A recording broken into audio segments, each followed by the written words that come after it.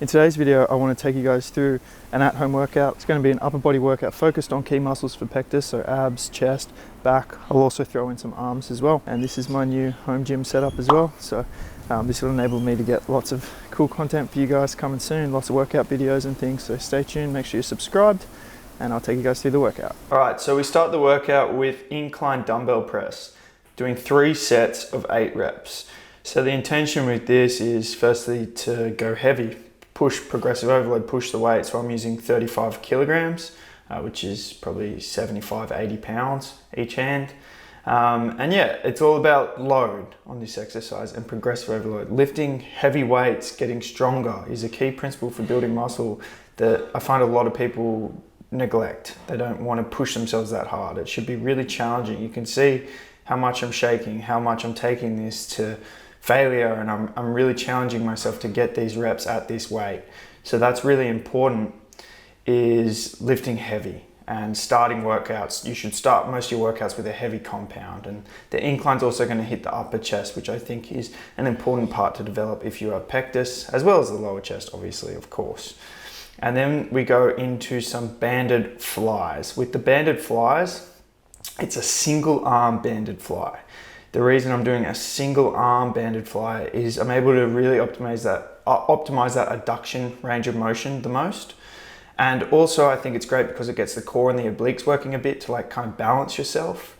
And I'm just able to really instigate a strong mind muscle connection when I do this. And so I use my other hands to feel that pec contracting and feel those non-spanning fibers in the inner side of my chest contracting as I pull the band all the way across. Now, this is an exercise, typically for banded exercises, you need to do higher reps for it to be, stimulating near fatigue and near failure. So for this, I think I was doing 12 to 15 reps each side, okay? And it's also really important when you're doing this exercise that you're concentrating your mind-muscle connection on your muscles, because this exercise is one that you could just kind of go through the motion without like trying to make it hard, and it would just be easy. So you need to like slow it down, feel the squeeze, make sure your elbows aren't bending too much, make sure you're in a nice stable position. So the way you do banded flies or any kind of fly variant makes a massive difference. And this is something that I typically critique my clients on a lot when I'm analyzing their form, is like fly and isolation based exercises, because it makes a big difference into how much you can engage your chest based on the way you're doing these exercises. So after the flies, I went into a superset with dips, okay? And when I was doing these dips, I was really focusing on a slow tempo, and I was really focusing on leaning forward into it, which is going to engage the chest more and make it more chest and take triceps out a little bit. It's still a lot of triceps, but it makes it more chest. So I was just doing a really slow tempo, and I ran over to the dip straight after doing the fly. So that way my chest was pre-fatigued from the fly, so therefore my chest would be the limiter on the dips. And it made the dips really hard doing it straight after the fly.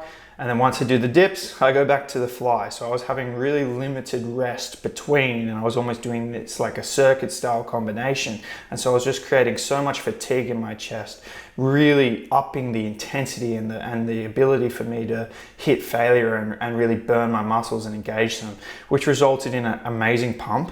I was getting a crazy pump from this superset and a good amount of muscle damage breakdown. And it's in breaking down the muscles and creating like a high intensity and going close to failure that you actually create stimulus for growth. And I find that's a real missing piece in a lot of people's training. And so when I program for a lot of my pectus warriors, what I program is a lot of implements like this, a lot of supersets and things, so that they're able to achieve the intensity that will actually be optimal for muscle building. Okay, so this was a great superset, got me a great chest pump, and I really felt my chest getting a good workout.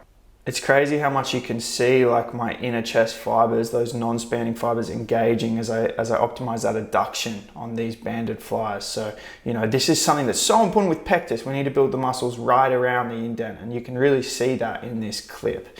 Okay, so really important that you're training specifically for pectus. You're not just following some generic program, okay? If you want the best results, that is.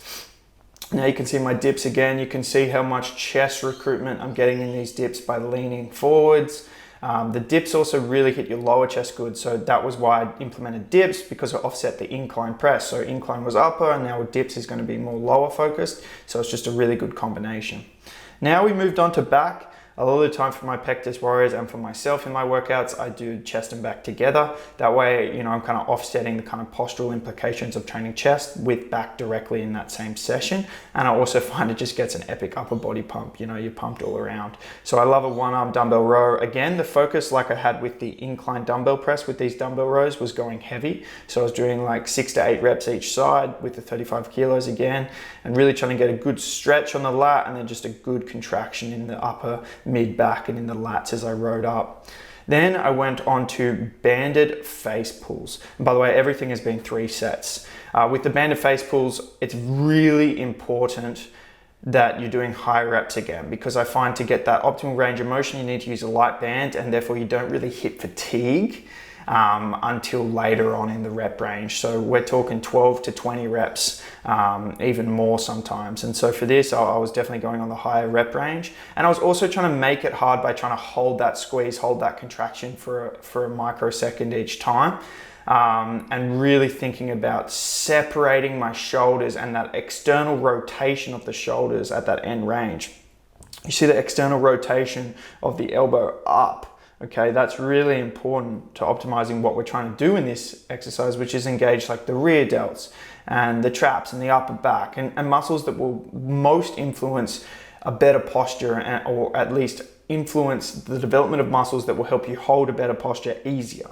Okay, because when these muscles aren't developed, I find you just end up rounding, and it's really hard to actually hold yourself in a posture that's going to make the pectus look better, and that is just like a normal straight upright posture rather than that rounded posture.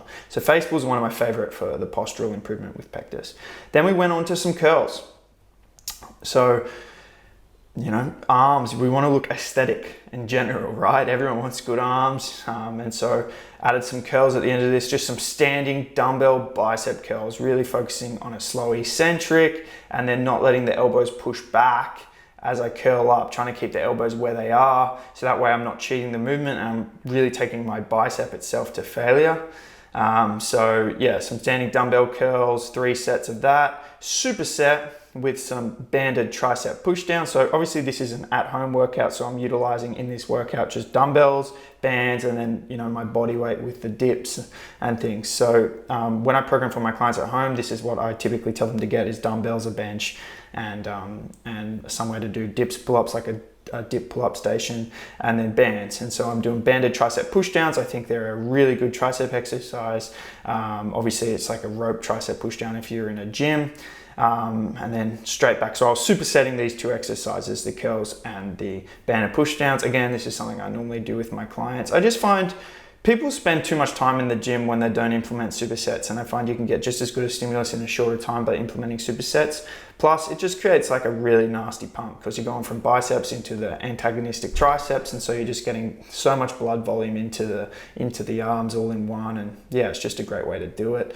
Like you can see how thick and pumped up I'm getting right now in this workout. And I think the pump, you know, when I first felt that pump, that's what kind of created the motivation for me to keep coming back, because when you feel that pump, you're like, oh wow, like this is what I can look like, you know, and it's such a good feeling. And it can create the motivation to keep going, and, you know, being consistent, staying with this is how you get the results. So I really do like chasing pumps in workouts because it makes it fun and keeps you coming back. Once that was done, it was time to move on to abs. And so what I was doing for the abs first was some hanging knee raises. Now, a few important form cues here to optimize ab engagement. One is we really want to try and bring the knees all the way up, like knees to the armpits, okay? And this is going to rotate, mean your pelvis is rotating all the way through, which means you're going to be engaging your abs, because the first part of this range of motion is more hip flexors. So it's that top range and optimizing all the way up, that's going to be more abs, okay? So that's really important. Secondly is trying to like not just rush through these reps, trying to have intention and purpose, okay? There's really good contraction when you do these properly, when you do these with purpose, when you do these with intention in a slower tempo, and you're just actively thinking the whole time of stabilizing yourself so you're not swinging, and just engaging your abs and bringing your knees as high as you can. Okay, so this is a really good ab exercise if done correctly. And then I supersetted it with some dumbbell Russian twists on the floor. these were spicy, especially after having done those knee raises, because my abs were already so fatigued. So you can kind of see how awkward I look doing these. That's because I was already at like massive point of failure on my abs. And so yeah, that was the workout, guys. Great workout, upper body workout, chest, back, biceps, triceps, abs, and a workout that I was testing for my clients that train at home. So I like to do the workouts first, make sure they're good before I implement them into my clients' programs. And it's a workout I would highly encourage you guys do. And if you like this video, let me know in the comments so I know whether you like this kind of content and more like workout videos like this. If you're interested in coaching, I would love to coach you. I've got some client spots available. You can train at home with a setup like that. Obviously you don't need the crazy outdoor rig, but you just need dumbbells, somewhere to do like bodyweight exercises like pull-ups and dips, bands and a bench, and then we can get going.